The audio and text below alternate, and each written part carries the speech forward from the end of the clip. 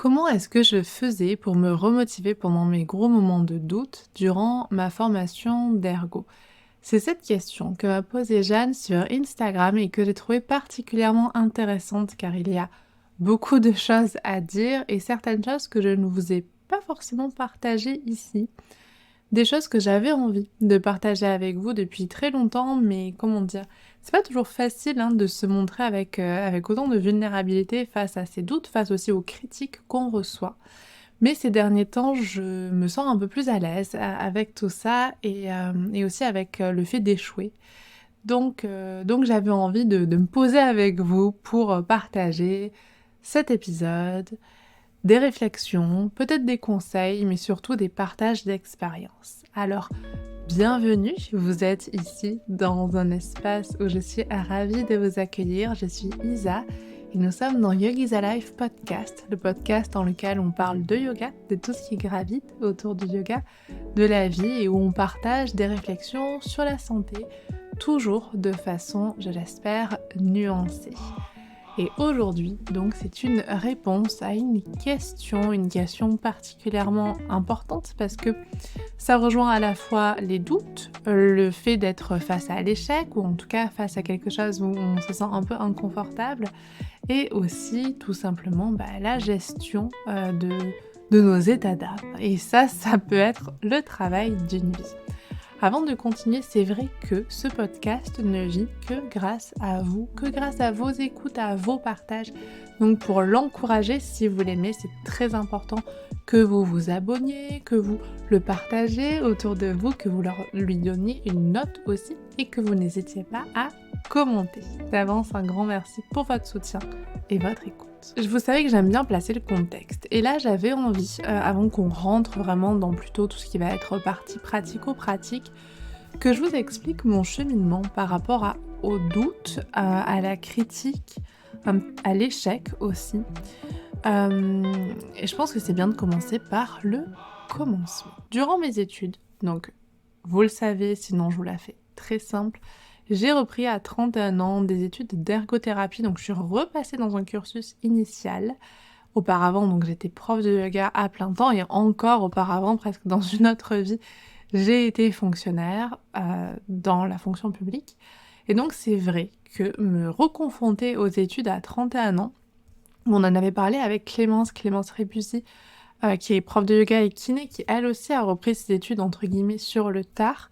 C'est assez particulier de se retrouver dans cette position d'élève, d'étudiante, parce que déjà, on n'a plus l'âge, en quelque sorte, on est en décalage avec les autres, et aussi, et on s'en rend pas compte, je pense, ou peut-être un petit peu, mais je trouve que c'est encore plus exacerbé quand on est un peu plus âgé, on va dire, mais quand on est au collège, au lycée, on est vraiment très soumis à la critique. Sans cesse, les profs nous jugent, on nous note, et donc c'est vrai qu'au bout d'un moment, ça devient presque un état habituel. Vous voyez ce que je veux dire? C'est-à-dire qu'on a l'habitude de recevoir des critiques et en fait, à un moment, on n'est plus habitué. C'est-à-dire qu'on prend le milieu professionnel. Au début, bien sûr, on va devoir apprendre, donc on va être dans une phase d'erreur et en fait, au fur et à mesure, on arrive à avoir quand même une certaine compétence et donc en fait, le fait de se retrouver dans un moment où on est incompétent, vu qu'on est là pour apprendre, on est en formation et ça c'est très important de le garder en tête. En fait, c'est vrai que ça remet finalement une ambiance qui est pas toujours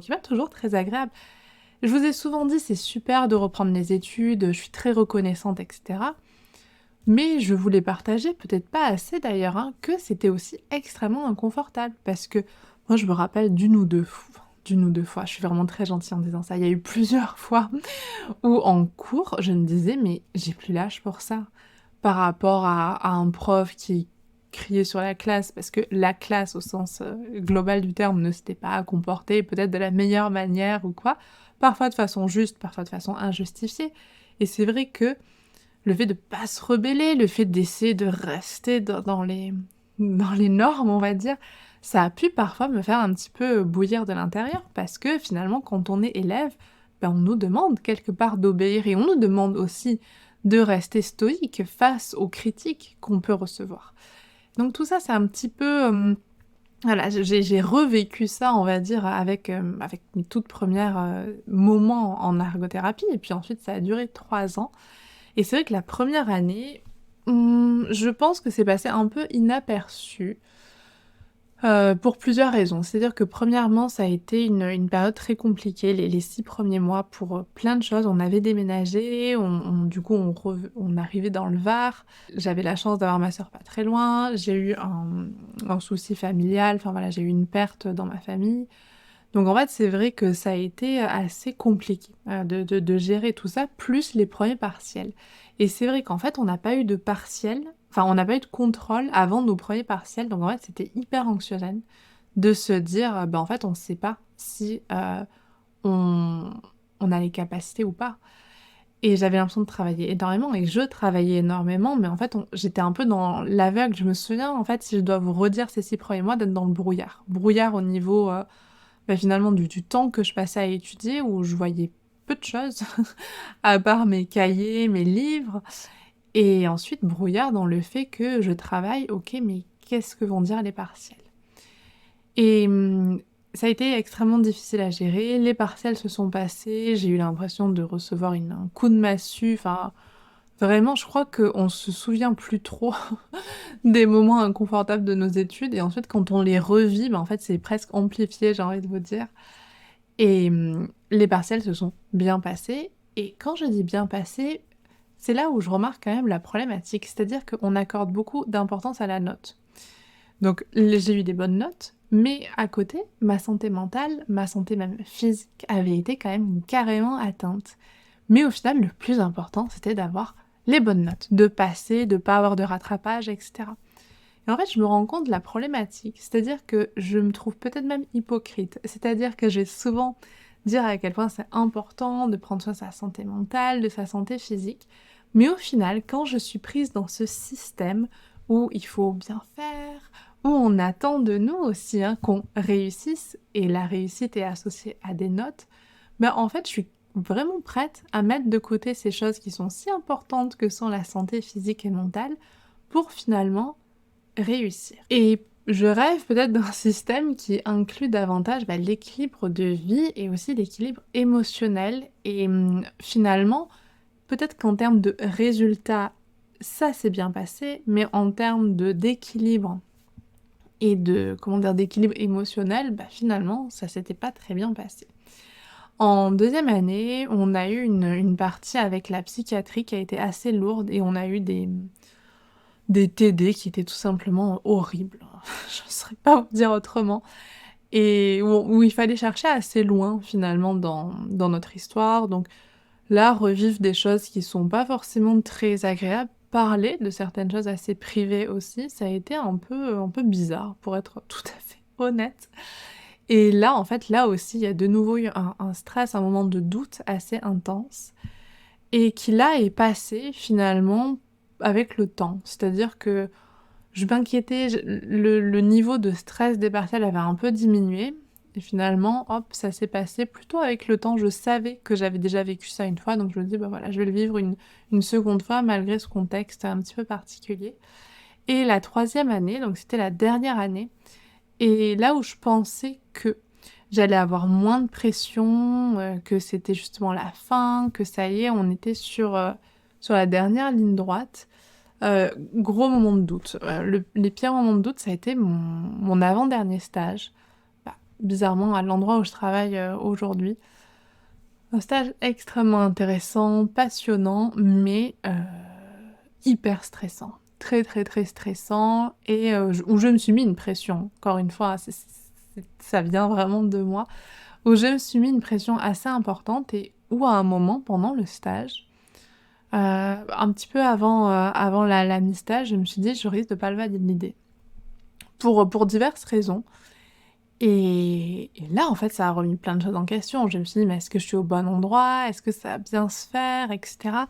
Ma tutrice m'avait fait une remarque qui, au demeurant, était tout à fait juste, hein, par rapport à ma distance thérapeutique et c'est vrai que ça a remis énormément de choses en question. Et le stage, au final, s'est bien terminé, tout s'est bien passé, encore une fois, hein, si on s'attache aux résultats. Et la dernière ligne droite, donc ça a été le mémoire. Et là, j'ai plus eu de moment de doute sur le fait que je pensais à arrêter. Je savais de toute façon que j'allais aller jusqu'au bout.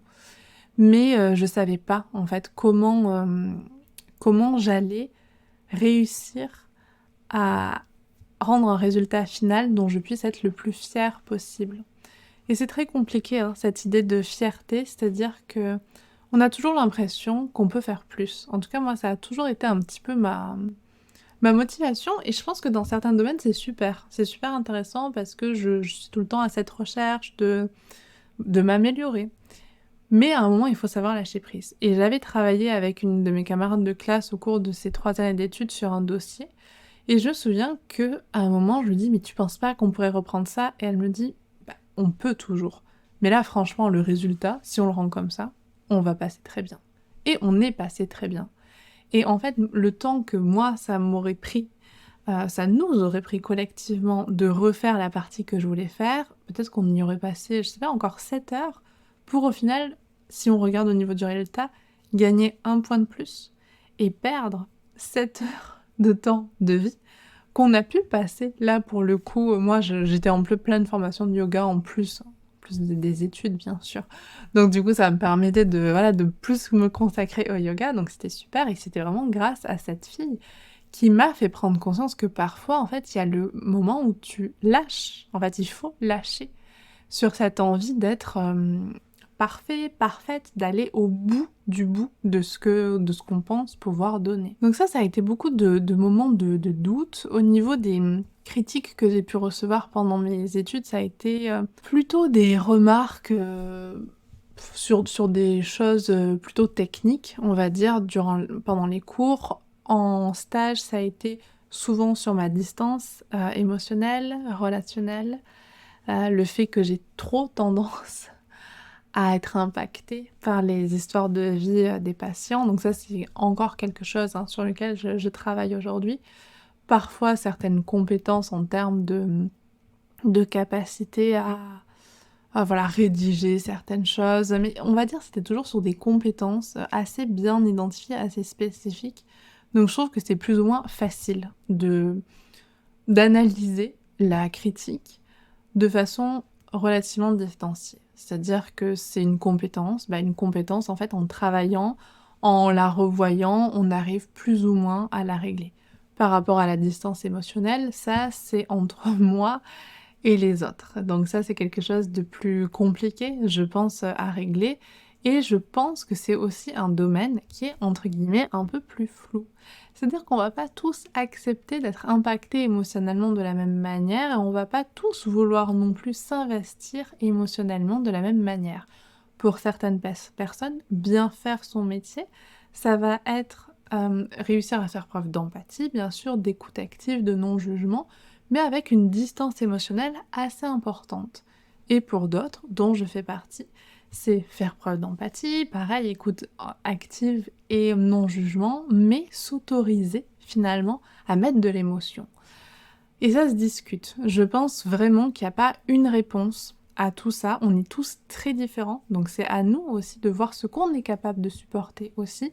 Et moi, je réalise, donc là, je ne suis plus en études, je travaille en tant qu'ergothérapeute, et je réalise dans mon parcours actuel, dans mon cursus, que peut-être certains endroits ne sont pas faits pour moi. Car la charge émotionnelle va être beaucoup trop lourde et beaucoup trop importante à gérer, et c'est pas forcément quelque chose que j'ai envie de faire. Donc c'est tout ça en fait qu'il faut bien prendre en compte quand on est dans des moments de doute, un petit peu de désespoir aussi, arriver à se dire: «OK, mais est-ce que ma place est ici?» Et une dernière chose très importante avant de finir un petit peu sur cette partie plus partage d'expérience, c'est le fait que, là je parlais des critiques sur les réseaux sociaux. Donc ça fait, on dirait pas, mais ça fait longtemps, ça fait 6 ans, 6 ans que j'ai fait ma première vidéo YouTube, et c'est super, je suis trop contente, mais du coup, c'est vrai que j'ai quand même fait pas mal de vidéos, de yoga, mais autres aussi, et je me souviens les premiers méchants commentaires, les premières critiques, ça a été horrible pour moi. Et en fait, aujourd'hui, je continue à en recevoir, hein. J'ai des bons commentaires, des moins bons, j'en ai des neutres, j'ai des critiques constructives, et cetera, et cetera. C'est vrai que quand je suis face à un commentaire, un petit peu négatif, très souvent, je vais avoir tendance à remettre en question mon travail. très souvent, je vais accorder beaucoup d'importance à ce commentaire et je vais me dire aïe aïe aïe, faut peut-être que je refasse, etc. Beaucoup plus qu'un commentaire positif. C'est-à-dire que si j'ai un commentaire positif, j'ai un petit peu plus, pas le vivre comme un non-événement, mais je vais pas forcément être là en mode ah mais c'est génial ce que j'ai fait, etc. J'ai plus rien à travailler dessus. Non, je vais quand même me dire bah, c'est bien, mais limite ça me met une pression aussi en me disant ah il faut quand même que je continue à faire aussi bien. Donc vous voyez, c'est pas toujours très sain. Et en fait, c'est normal que le commentaire négatif nous heurte plus. Dans le livre Le cerveau de Bouddha, ils expliquent ce biais de négativité qui est hyper important, le fait de finalement d'accorder plus d'importance aux choses négatives finalement qui nous arrivent, c'est tout simplement parce que d'un point de vue de l'évolution, ça fait sens.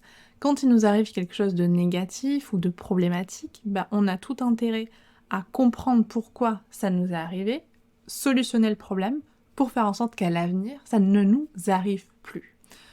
Donc le fait d'accorder un peu plus d'importance au négatif, moi me choque pas, dans la mesure où on est fait pour ça. Mais maintenant, il faut aussi prendre un petit temps de recul pour analyser. Et c'est vrai que face aux commentaires négatifs que je peux recevoir dans le cadre vraiment plus mon activité professionnelle en ligne, c'est vrai qu'en fait, je me rends compte qu'on peut pas plaire à tout le monde. Et ça, c'est aussi quelque chose au niveau professionnel en tant qu'ergo que je me rends compte. Et en fait, quand j'ai réfléchi, peu importe qu'on soit prof de yoga, postier, pharmacien, on ne pourra pas plaire à tout le monde. Et il y aura des choses que les personnes vont adorer de nous et des personnes qui vont juste être neutres et des personnes qui ne vont pas du tout apprécier notre approche.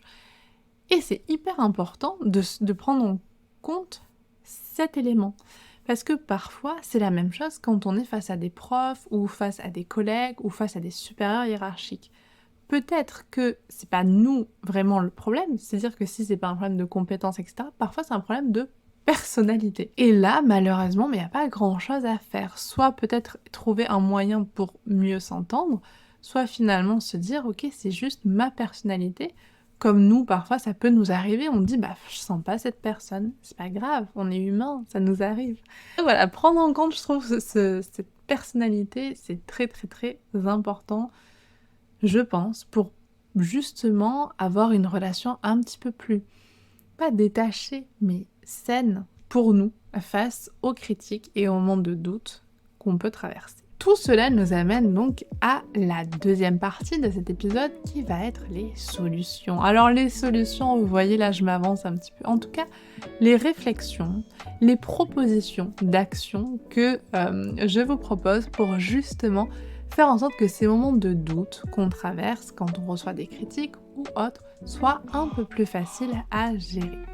La première chose, et je pense que c'est hyper important, c'est de prendre le temps d'accepter d'être triste, d'être blessé, d'être touché.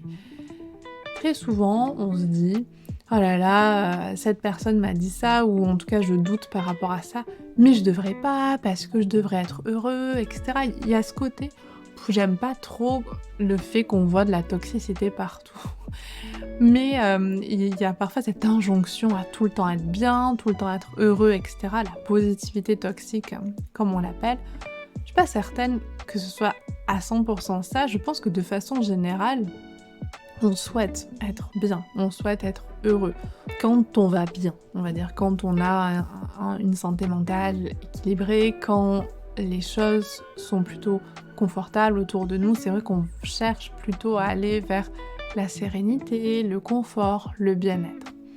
Quand on est dans des processus d'autodestruction, là c'est encore un autre sujet. Donc de façon générale, on va plutôt chercher à aller bien. Donc c'est vrai que quand il nous arrive des moments de doute, des moments où on remet un petit peu tout en question, y compris nous-mêmes, en fait c'est pas du tout confortable et on a vite envie de sortir de là.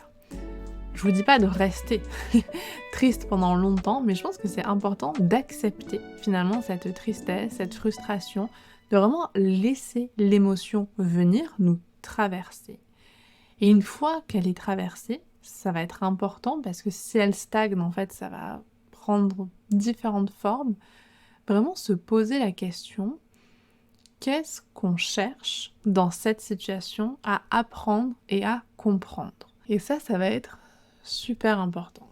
Je vous reprends l'exemple de mes premiers partiels. J'étais super triste avant qu'ils arrivent, ou une fois qu'ils étaient passés, mais en attendant les notes, parce que je me disais: «J'ai beaucoup, beaucoup investi de temps, d'argent, j'ai impliqué mon conjoint dans cette idée de reprendre des études».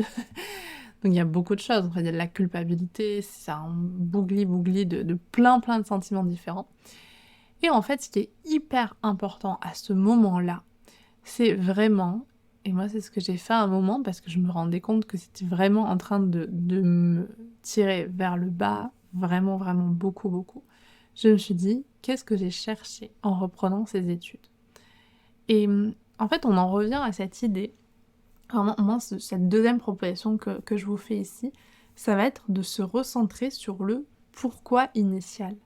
Parce que très souvent, on n'a pas repris une formation pour faire plaisir à un formateur. On n'a pas repris un diplôme pour avoir une bonne note.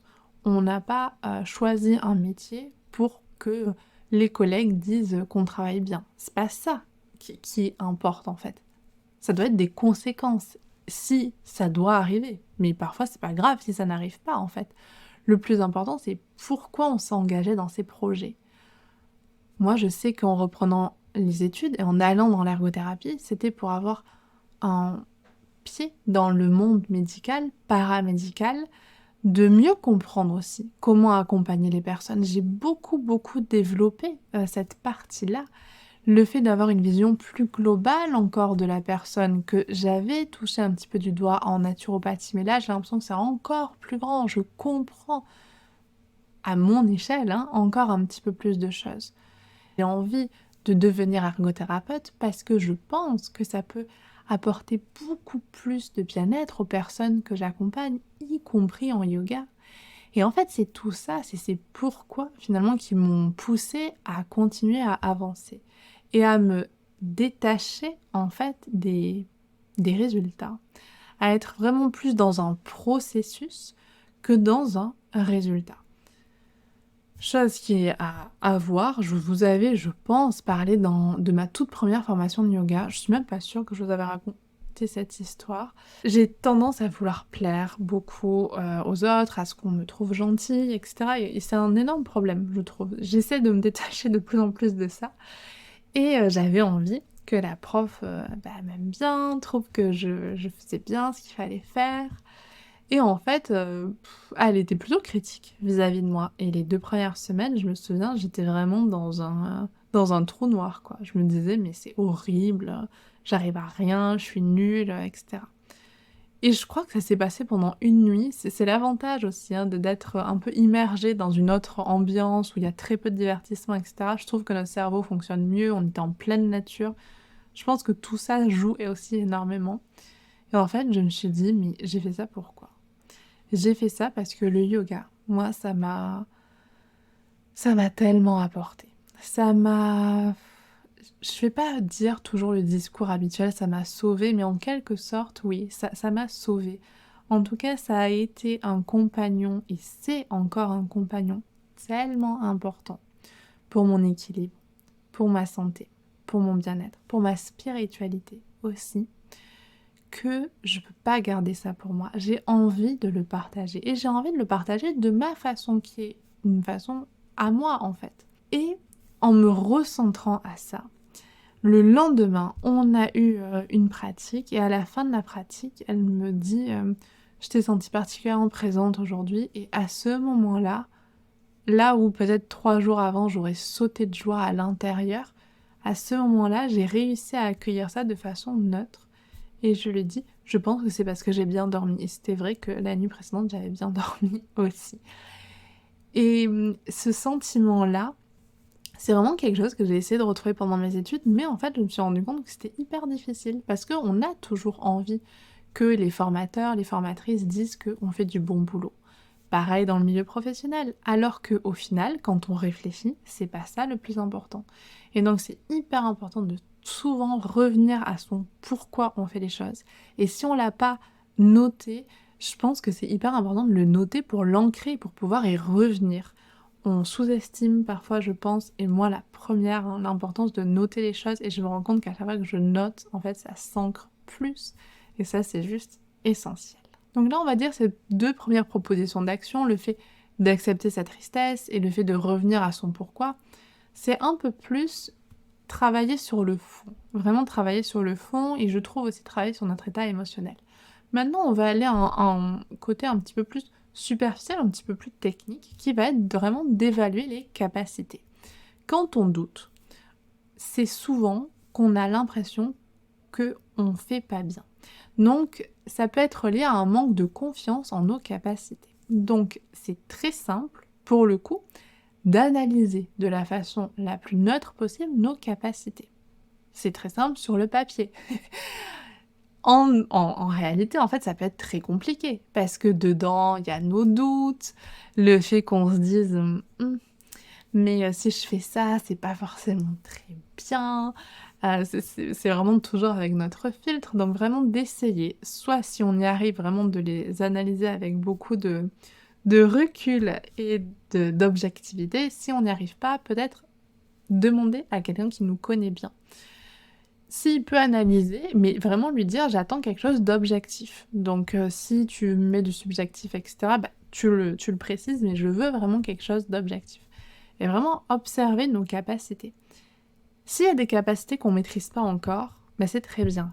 Je vous renvoie sur le livre dont je vous parle trop souvent, je pense vous allez en avoir marre, Mindset de Carol S. Dweck. C'est une chercheuse qui a travaillé justement sur les 2 types d'états d'esprit qui peuvent exister, surtout dans le milieu scolaire, mais pas que. Hein.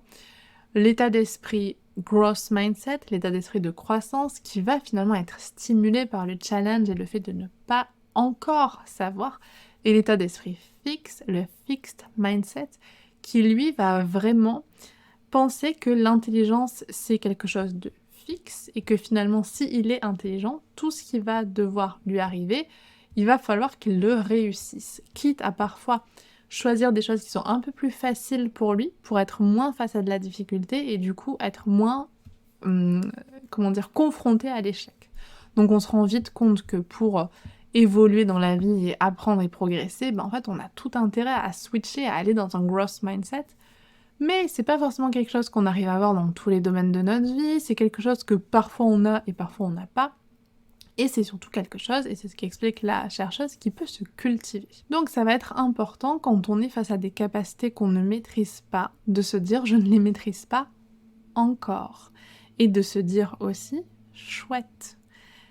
C'est cool, à mon âge, peu importe l'âge qu'on a, en fait je maîtrise pas encore ça et c'est plutôt chouette d'apprendre à gérer quelque chose à son âge. Je vous partage un truc tout bête. La dernière fois, j'étais avec une patiente en gériatrie et donc c'est des personnes qui viennent d'être opérées. Et donc en fait, elles ont des petites vessies de glace, comme des petites bouillottes mais avec de la glace, pour soulager la douleur. Et là, il y avait une patiente qui était très douloureuse et en fait, elle en voulait une seconde. Sauf que les aides-soignantes étaient déjà passées. Et elles étaient en pause, j'avais pas forcément envie de les déranger, et donc je leur demande où est-ce que je peux mettre de la glace. Et elle m'explique où est la machine à glace, sauf qu'en fait, j'ai pas réussi à ouvrir la machine à glace. Donc du coup, j'y retourne, je la redérange. Et donc là, je lui dis, mais montre-moi, comme ça, je saurai pour la prochaine fois. Et en fait, c'était un truc tout bête. Moi, j'osais pas pousser parce que j'avais peur de casser le truc, mais en fait, il fallait juste pousser. Et hop, on avait la glace. Et donc là, je l'ai remerciée, elle m'a dit, bah oui, on en apprend tous les jours. Et moi, je dis, carrément, je me coucherai moins bête, je me coucherai avec une compétence en plus. Donc oui, de base, en fait, j'aurais pu avoir honte, parce que sur le coup, j'ai eu un peu honte, je disais, franchement, je pourrais quand même savoir comment ouvrir une machine, mais c'est pas grave, la prochaine fois, je saurai. Je savais pas encore ouvrir la machine à glace.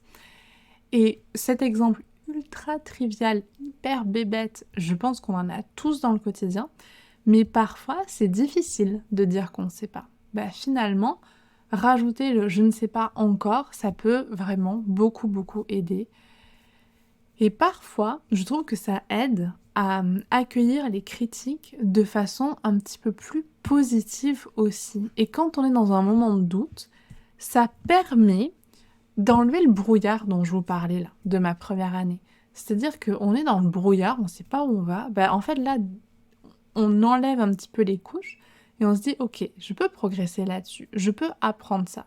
Pour acquérir cette compétence, bah, peut-être il faut que j'aille voir cette personne qui, elle, sait déjà faire et elle va m'apprendre» et en fait, ça permet de voir des petits jalons, des petits cairns finalement sur son chemin et hop, on arrive à avancer de façon, je trouve, un petit peu plus, sécurisée et sécurisante.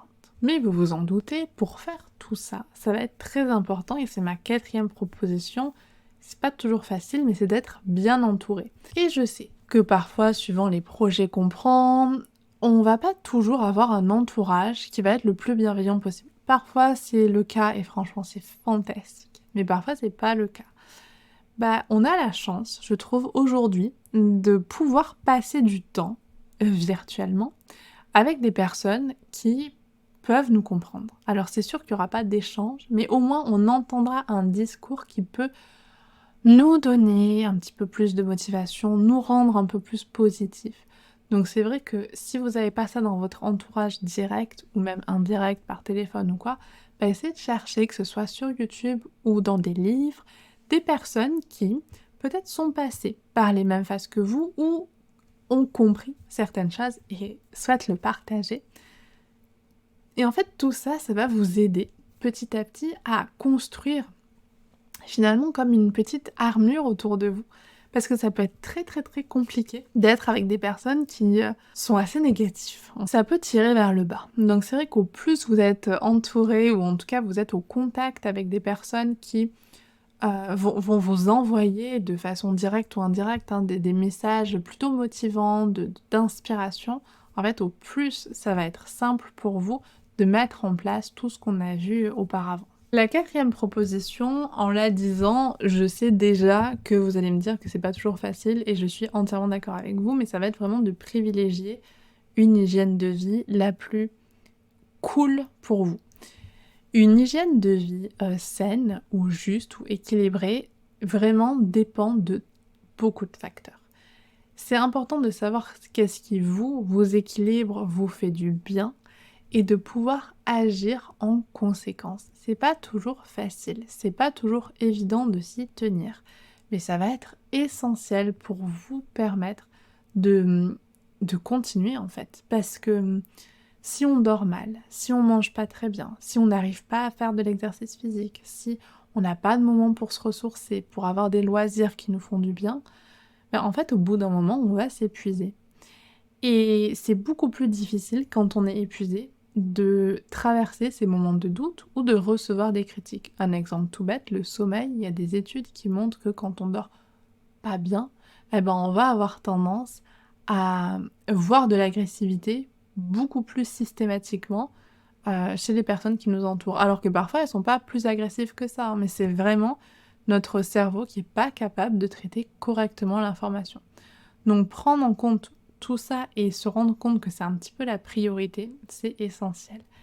Mais c'est compliqué, parce que parfois quand on a notre cerveau qui est en boucle sur certaines choses, qu'on est vraiment en plein doute, ou qu'on est vraiment atteint, blessé, touché par certaines critiques, c'est vachement difficile de se dire allez, je vais bien manger, je vais bien dormir.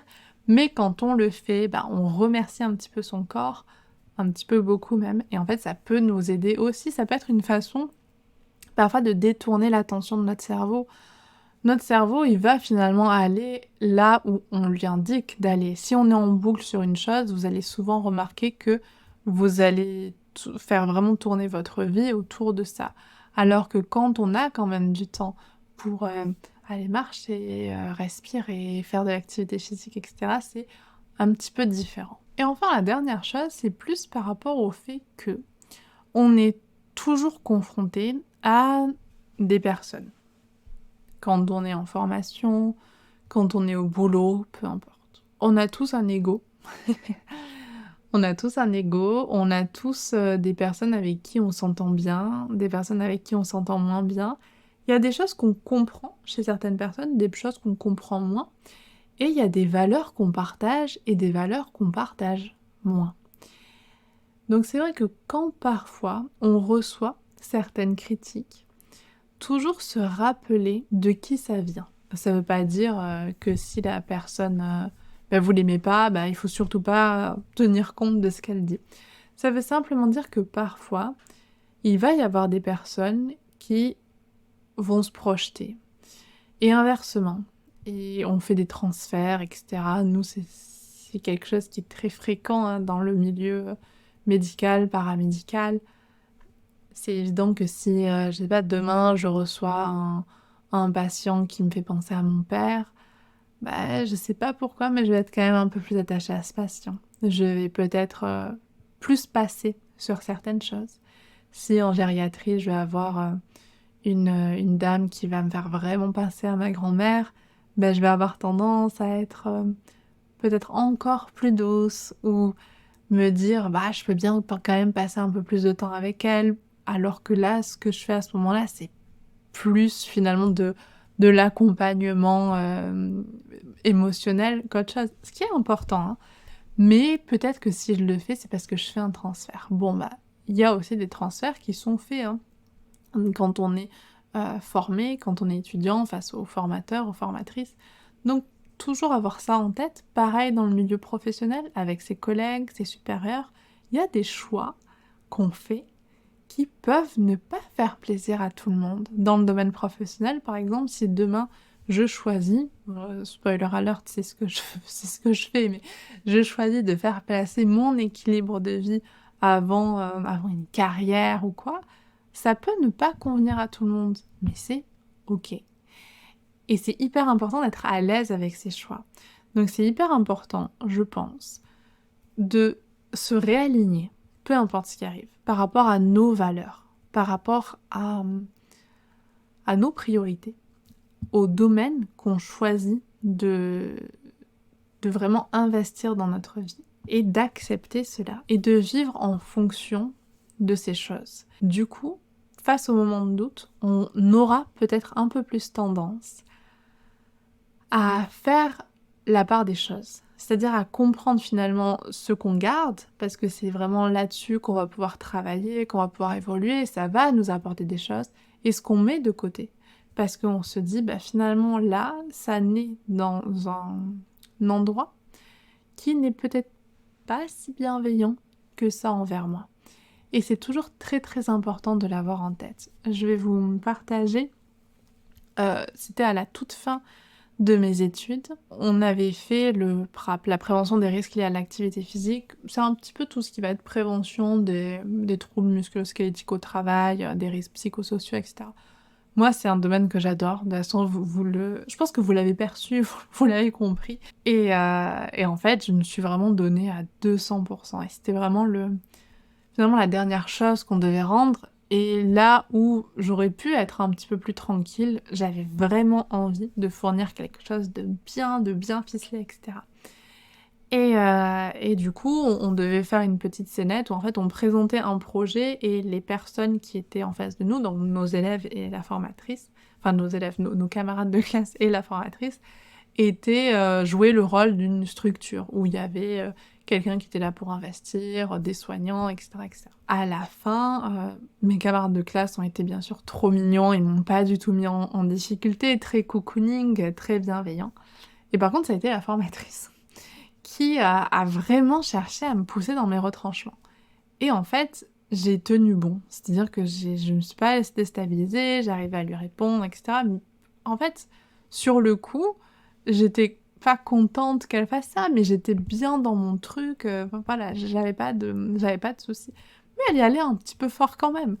Et j'avais quand même des arguments. Et donc à la fin, je me rassois et puis on échange un petit peu avec mes camarades et je dis: «Bah quand même, elle y allait un peu fort».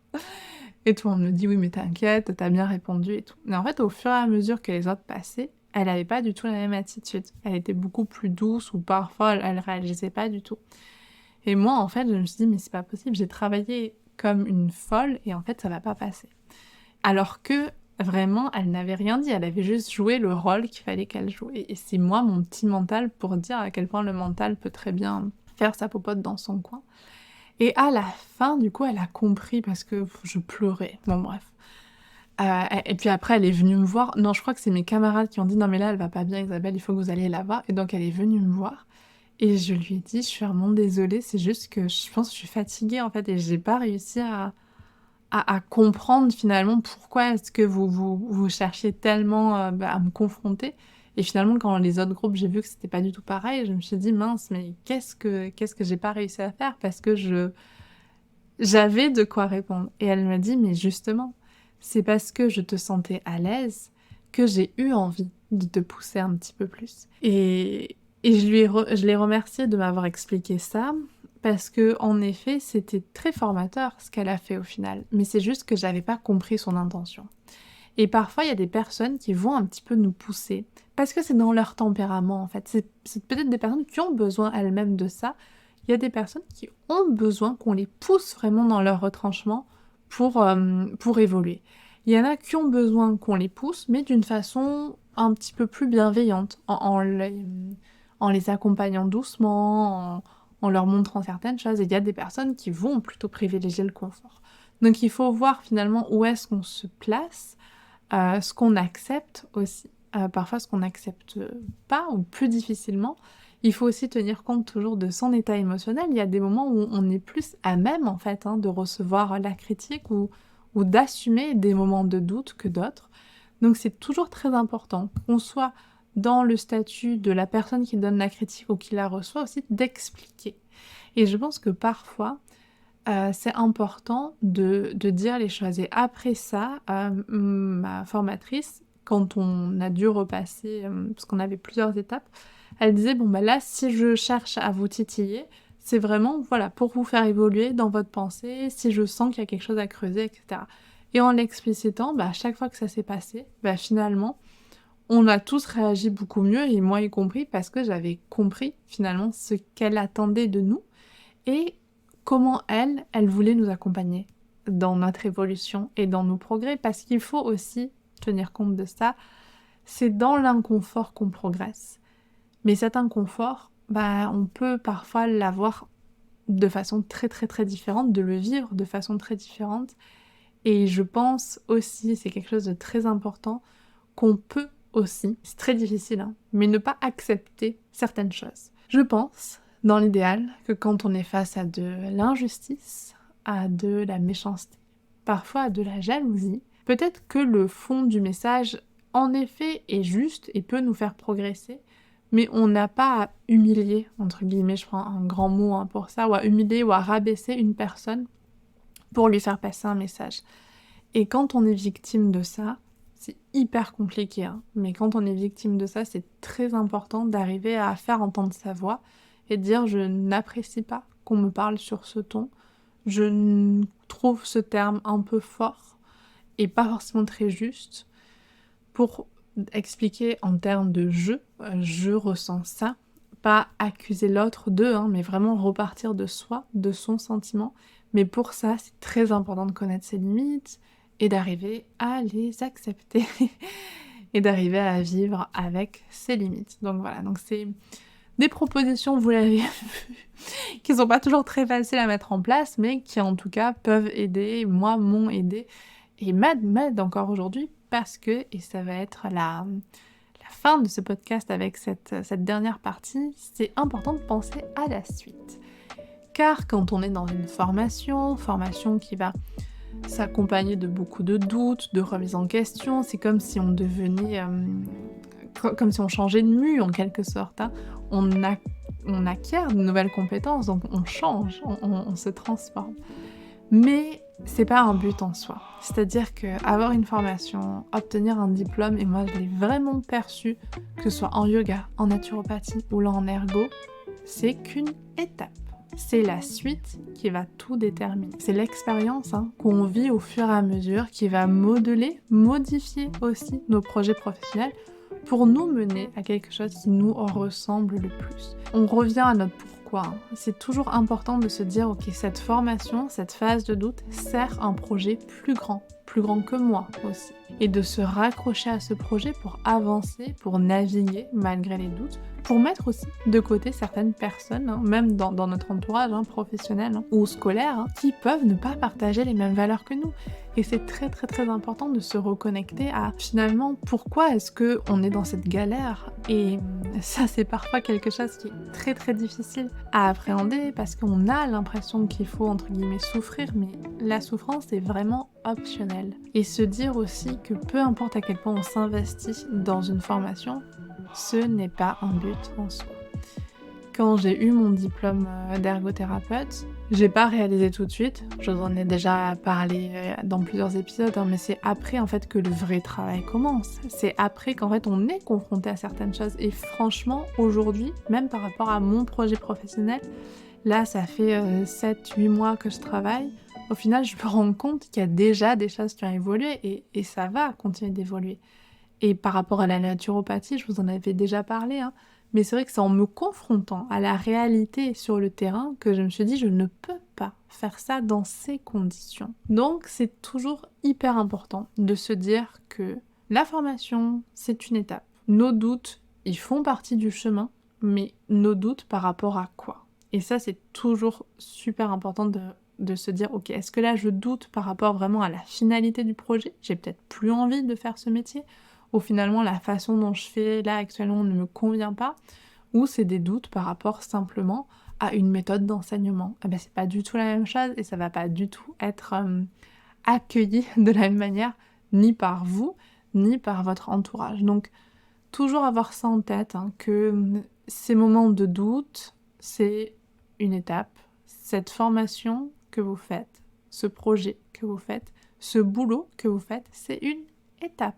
Ça n'a pas à définir notre vie. Parce que finalement, garder un équilibre vie professionnelle, vie personnelle, c'est ça qui a vraiment de la valeur. Pas une note, pas forcément un boulot, pas forcément une étude, pas forcément une formation. Donc toujours avoir ça en tête, je trouve que ça permet de relativiser un petit peu les choses et de remettre aussi les priorités à leur juste place. Parce que parfois, on accorde trop d'importance finalement à des choses qui ne nous définissent pas et qui ne nous font pas grandir. Et si on en revient à la Bhagavad Gita, peut-être que parfois on s'attache trop aux fruits de nos actions, alors que le plus important, c'est nos actions. Et je pense qu'on va conclure là-dessus. En tout cas, j'ai été ravie de partager cet épisode avec vous. Très personnel, vous l'avez bien compris. Maintenant, vous savez que je sais utiliser la machine à glace, mais il y a encore plein de choses que je ne sais pas faire. Donc voilà, peu importe vos petites machines à glace du quotidien, mais apprenez, c'est ça le plus important. La vie des autres, souvent, finalement, c'est pas si important que ça. Même si l'autre, c'est un professionnel à côté de nous, même si l'autre, c'est notre supérieur, même si l'autre, c'est notre formateur. Je pense que c'est toujours mieux, en fait, de remettre les choses à leur juste place et de revenir à ce pourquoi vous faites les choses et surtout vos valeurs. Merci beaucoup pour votre écoute. J'ai trop hâte de vous lire en commentaire, que ce soit en message privé, en mail, en petit commentaire sur Instagram, en DM ou quoi. N'hésitez pas. Merci beaucoup et surtout merci Jeanne qui nous écoute souvent à vélo ou autrement, mais j'ai été ravie que tu me fasses confiance pour cette question et que tu m'autorises du coup à faire un épisode d'après cette question. Merci de m'inspirer au quotidien. Je vous souhaite une très bonne journée, une très bonne soirée, peu importe au moment où vous écoutez ce podcast, et je vous dis à très vite. Et en attendant, surtout, prenez soin de vous.